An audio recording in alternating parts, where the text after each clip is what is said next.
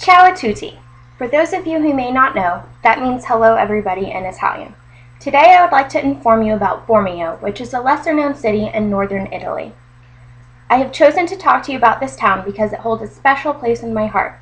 Bormio, Italy is where my family and ancestors are from. In my speech, I would like to share 3 different topics with you. My first point will be about the history of Bormio. My second point will cover Bormio's culture, focusing on family and food. My third point will be about Bormio's tourist attractions. Let's start with Bormio's development and its history.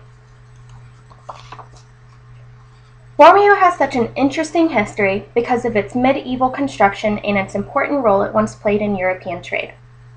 According to the author Wingenbach, the earliest settlements in Bormio date back to the prehistoric times. Prior to the Roman conquest, the area was inhabited by Rhaetians and Celts.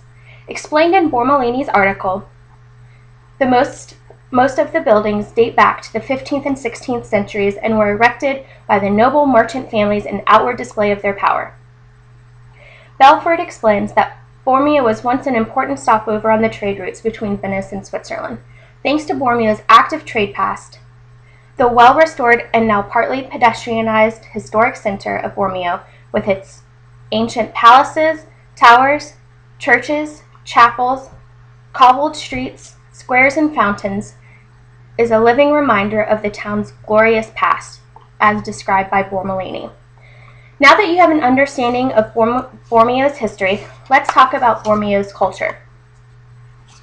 Bormio's rich culture places much value on family and its authentic Italian food. It comes of no surprise that family has long been an important aspect of Italian culture. On Bormio's tourism website, you can read that the secular history of Bormio is reflected and retained in many folk traditions, which are rich in superstition and legend. Even in these modern times, to retain the folklore, they are handed down from father to son. As these traditions are much more than just verbal history, they are very much an active part of culture, giving both residents and tourists the opportunity to feast. Let's talk about some of the food one might see in Bormio.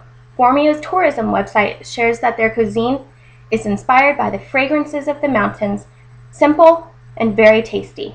The main ingredients of the dishes are provided by the earth, the products of their local farms. Pure and simple, eaten by the poor and the rich, are based on cheese, butter, potatoes, and buckwheat, and they provide warm and filling energy necessary for the long mountain winters. Bormio's rich history and interesting culture make it easy to see why Bormio is such a popular tourist location. For my final point, let's talk about some of the attractions for the tourists. Bormio's top tourist attractions include its thermal springs, as well as popular skiing along the mountainous Alps. Giabato and Lombardi reveal that Bormio has been known for therapeutic qualities of its waters since the Roman era. Even Leonardo da Vinci soaked here in 1493. In Bormolini's article, she explains, wherever thermal springs were found, bath establishments were maintained by the government with great care. With the Alps surrounding the small town of Bormio, there are magnificent views of diverse landscape and vegetation. Bormio is also home to the Alps' largest national park. Giabato and Lombardi inform us that the park opened in 1935 to preserve flora and protect fauna, and today has more than 1,200 types of plants and more than 160 species of animals. The Alps also provide amazing terrain for winter sports such as skiing.